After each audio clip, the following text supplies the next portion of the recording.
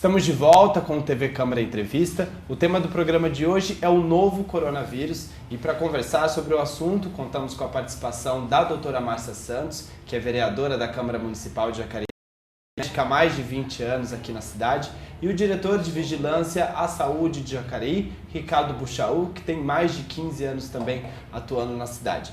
Bom, agora nós vamos conferir algumas informações aqui na nossa tela sobre o novo coronavírus. Aqui a gente tem os países contaminados, né? A gente percebe que uma grande região da Ásia, Europa, né, concentra o maior número de casos, né? Aqui na América do Sul, a Norte América ainda não tem tanto, a Austrália também não.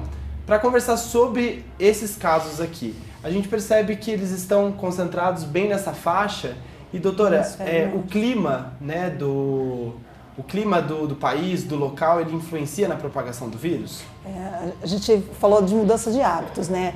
Evitar aglomerados, lugares fechados. E o fato de você estar em locais que são mais frios propicia justamente isso, a você estar mais próximo das outras pessoas, em lugares fechados, e facilitando com isso a propagação também, assim como a multiplicação, né? Por isso que as questões que afetam a saúde respiratória, elas têm maior incidência no inverno por causa dessa aglomeração. Agora, preocupa a ciência também uma interrogação, não se sabe ainda. Esse vírus, essa mutação, surgiu num ambiente de frio. Está se propagando no ambiente de frio e está chegando agora em áreas tropicais. Não se sabe ainda do comportamento do vírus, da limitação que ele teria em áreas de temperaturas mais elevadas. Porque uma das coisas que está permitindo a ele essa rápida propagação é a capacidade que ele tem de permanecer vivo por horas no ambiente. Um vírus comum vive 40 minutos, 50 minutos em cima de uma mesa. Esse aí leva horas, 7, 8, 9 horas, já tem registro disso. Será que em temperaturas médias mais elevadas, como as que nós temos aqui, ele teria essa mesma facilidade? Se não, será que a propagação dele não seria mais lenta aqui em países tropicais? Então, são interrogações que não se tem ainda, mas existe uma expectativa boa nesse sentido. Estudos estão sendo feitos, observações, mas aí nós vamos precisar da circulação real do vírus para verificar estatisticamente qual é o efeito dessa variável. Vamos aproveitar que você até falou nesse sentido, Buchaú, e a gente tem essa questão do vírus mesmo, por quanto tempo, né, que ele pode ser transmitido. Então, assim, vamos supor, uma pessoa que está infectada, espirrou e colocou a mão no corrimão e o vírus ficou ali, né? Por quanto tempo, né, aquele vírus que está ali na superfície, ele pode infectar outras pessoas que vão passar por ali? Esse vírus aí, algumas horas, ele pode permanecer viável ali, diferente da maioria dos outros vírus que a gente conhece. Então, isso aí é uma facilidade que ele tem.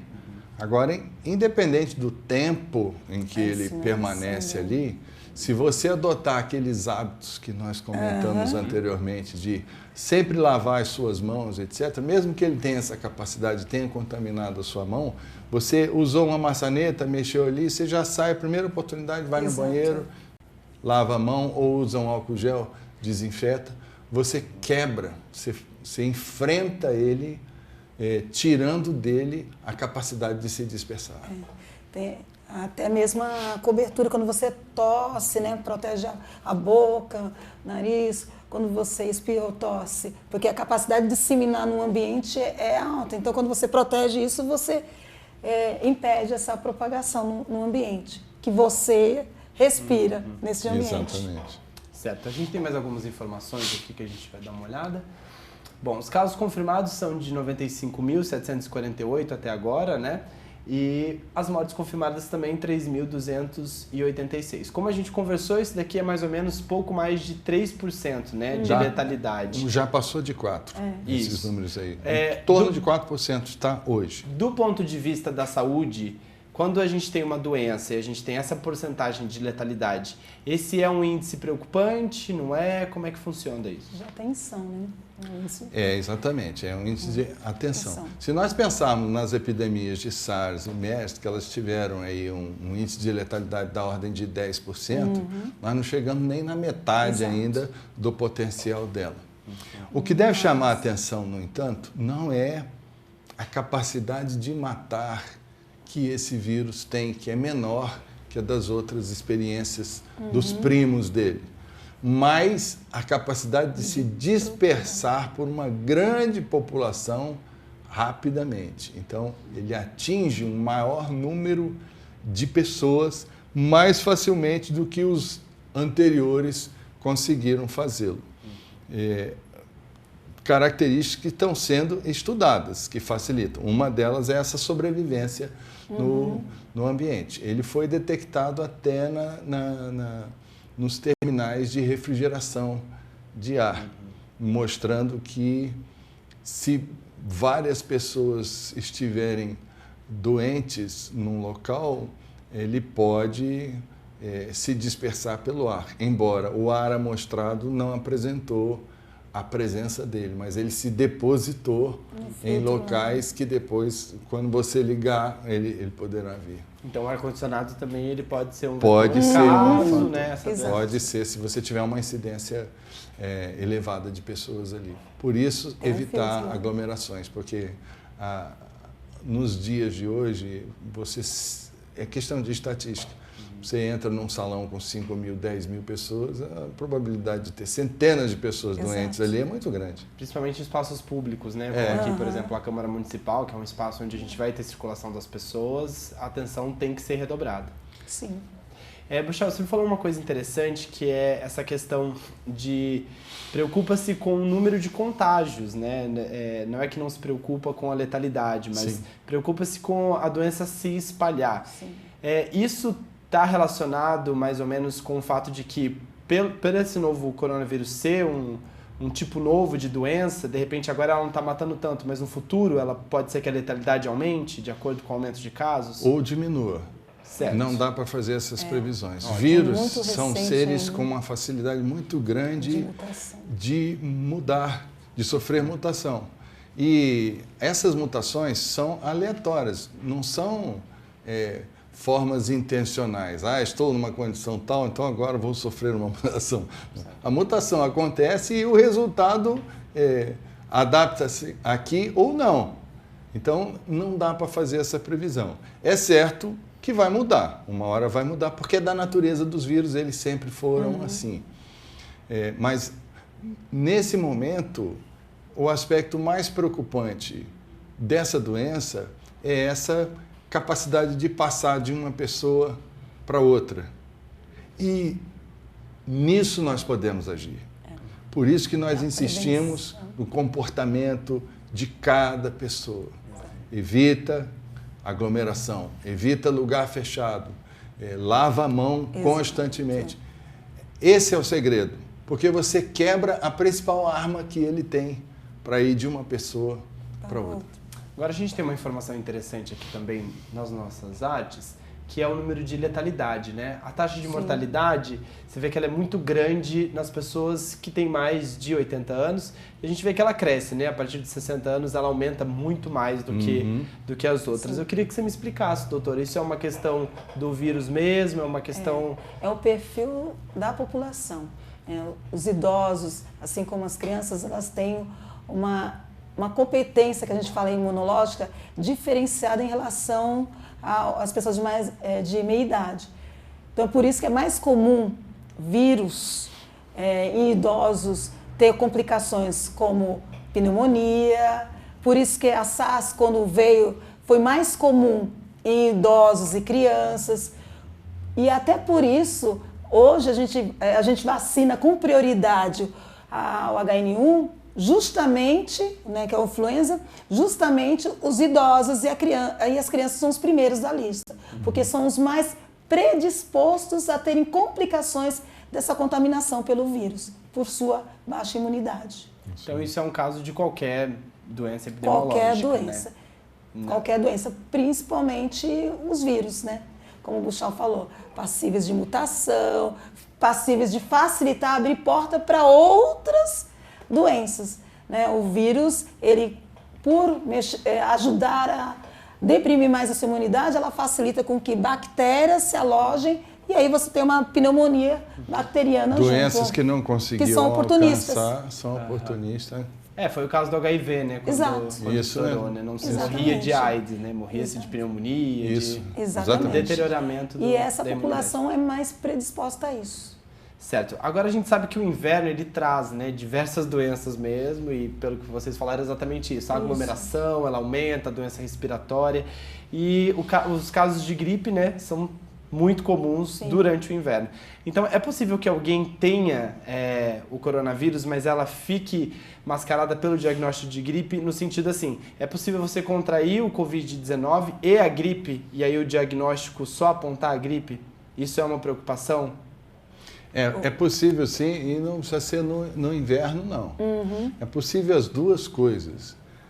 Normalmente, os casos suspeitos não são confirmados, justamente porque era um outro agente que provocou aquele quadro diagnóstico.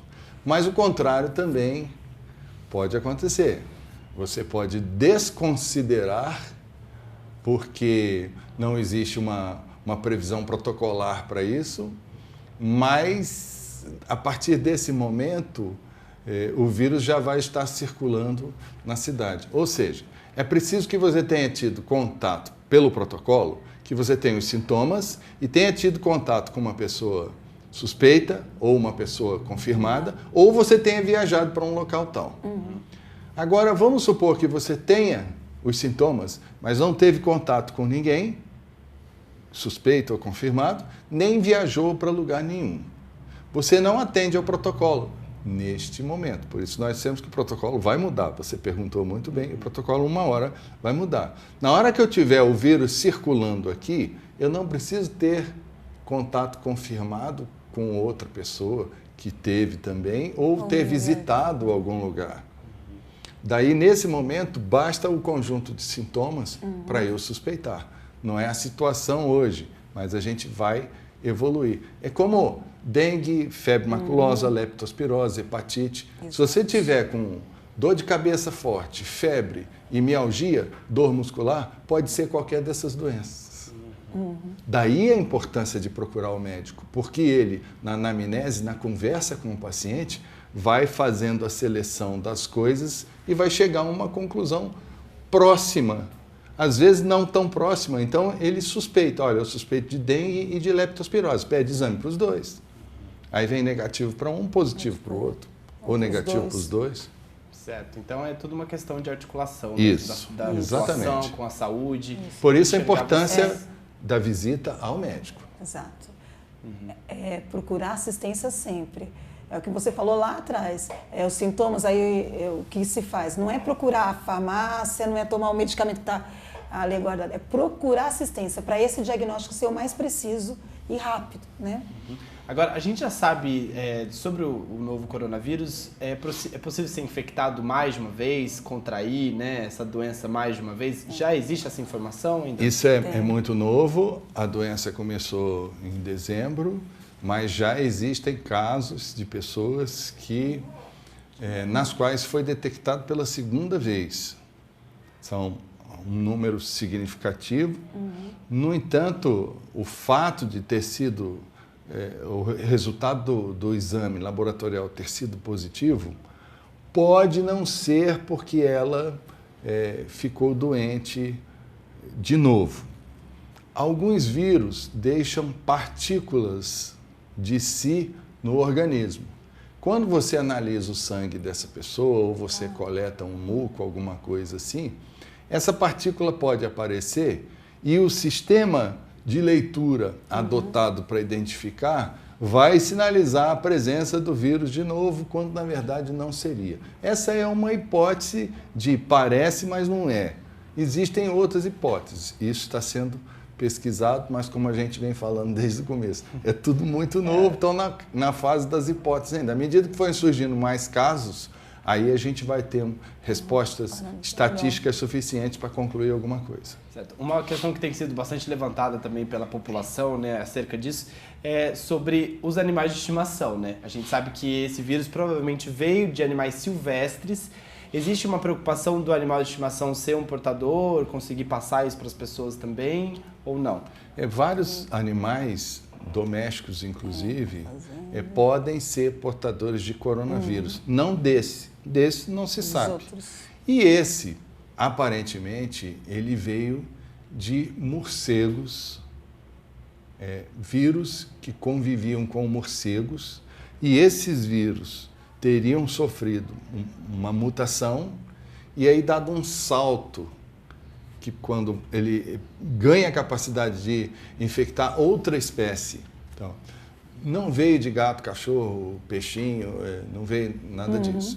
E se veio também, não foi dessa espécie, não foi disso, não foi daquilo, e foi de outro ambiente e tal. Então, não dá para fazer um link com, se eu chegar perto do cachorro, eu vou pegar o vírus. Absolutamente, mesmo porque o vírus não está circulando aqui. Então, não procede. Tem muita fake produzida aí a partir de... Acerca de tudo isso. Né? De especulação a respeito disso, mas não procede. A gente tem, inclusive, algumas informações aqui que são as fake news, né, em torno desse assunto. Aqui, a gente tem... É falso que imagens satélite indicam cremação de massas de vítimas de coronavírus na China, né? É um extremo. Fotos de pessoas caídas na rua é antiga e não tem relação com o novo coronavírus. Essa é uma foto artística. Isso, exatamente, de Frankfurt, né? É da Indonésia e não da China, o vídeo em feira que vende carne de cobra, ratos e outros animais, né? Estudo não prova que o novo coronavírus tem proteína do HIV. E aqui também, é falso que vinagre é mais eficiente que álcool gel na proteção contra Se você me permitir, eu vou fazer um comentário sobre esse vírus, desse careca barbudinho, que falou essa besteira aí.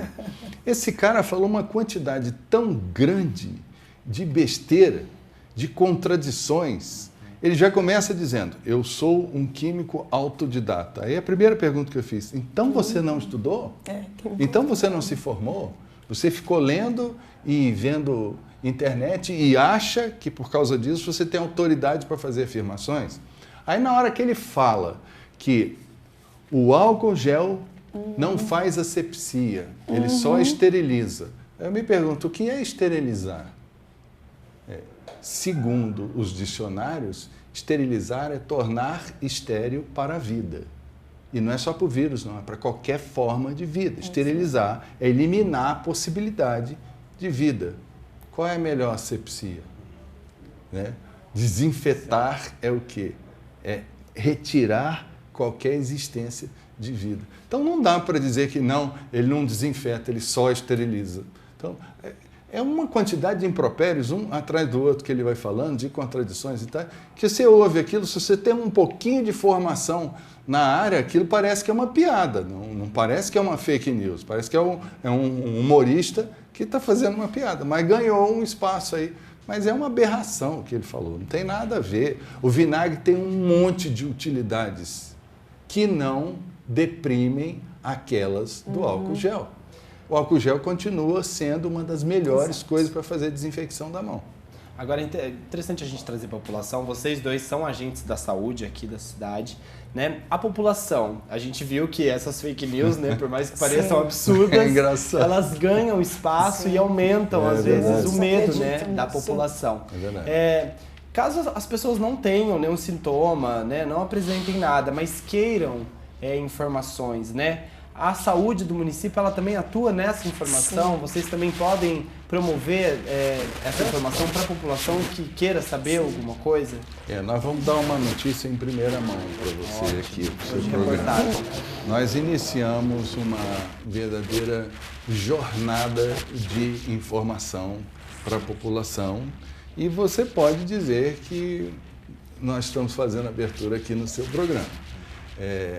Nós já contactamos a Secretaria de Educação, já agendamos para a próxima semana um encontro com todos os diretores de escola, municipais e estaduais, para transmitir para eles esse conjunto de informações que eles devem repassar para os professores, para que a gente alcance todos os alunos. Todas, é uma população de milhares de pessoas numa tacada só. Ao mesmo tempo, desde o final de janeiro e ao longo do mês de fevereiro, nós capacitamos uma equipe que vai visitar todas as grandes empresas, vai fazer contato com as igrejas, associações de moradores, grupos de qualquer natureza. Nesse momento, nós nos colocamos à disposição dos vereadores para, nas suas bases, ter um grupo lá, reunir um grupo numa escola, uma associação de moradores, qualquer coisa nesse sentido. Nós estaremos presentes numa cruzada de informar a população, tentar retirar a má informação, os erros de informação e orientar o máximo possível, dando inclusive um feedback sobre a realidade. O que é real, quantos casos nós temos, em que condição tal, o que deve ser feito e coisas nesse sentido. Então, é a essência da coisa. A chave para o enfrentamento vai estar na informação. Exato. Então, para a gente fechar aqui o nosso encontro de hoje, nós tivemos muitas informações acerca do vírus, como ele se propaga, qual é a prevenção, como que a sociedade pode atingir. A gente sabe também que os 4 casos confirmados no Brasil estão em São Paulo, né, que está a menos de 100 quilômetros daqui de Jacareí. Mas para a gente fechar tudo isso, a população tem essa informação que vocês trouxeram, de toda a prevenção, mas vale deixar claro que não é necessário se preocupar ainda com essa epidemia, pelo menos aqui na cidade. É mais ou menos isso? Com certeza. Nós não temos que ficar preocupados com a epidemia. Nós temos que mudar os hábitos. Exatamente. É isso que é preciso fazer. Esses cuidados de lavar a mão, evitar aglomeração, etc., que nós insistentemente repetimos aqui. Nós precisamos fazer coisas, não sentir coisas. Não precisamos ficar apavorados. Temos que nos mexer e fazer aquilo que é devido. A emoção, nesse momento, não vai ter utilidade nenhuma. Não há motivo para emoção. A coisa é bem racional. Sair de uma sala, sair do ônibus, vou lavar a minha mão. Vou almoçar, vou lavar a minha mão. Vou preparar o alimento, vou lavar a minha mão. É isso. E é importante frisar que essas boas práticas, né, é importante não só para o corona, para vários outros vírus que estão circulando também no nosso país. Então, a prevenção é a chave do negócio. A prevenção é tudo. É isso que evita propagar. E cada cidadão dessa cidade, cada cidadão desse país é responsável de informar corretamente essas boas práticas. Lavar as mãos, evitar aglomerado, se proteger se tiver tossir, evitar usar utensílios pessoais de quem eventualmente esteja contaminado. Divulgue informações corretas. Se não sabe, procure os locais de saúde que sabem dar a informação correta para você. Antes de espalhar aí alguma coisa que a gente não saiba, né? Isso. Bom, muito obrigado pela presença de vocês. O TV Câmara fica por aqui hoje. Obrigado aos nossos convidados e a você que nos acompanha aqui pela TV Câmara Jacareí. Lembrando que você pode rever toda a programação em nosso canal do YouTube e seguir as nossas redes sociais. TV Câmara Entrevista fica por aqui. Até a próxima.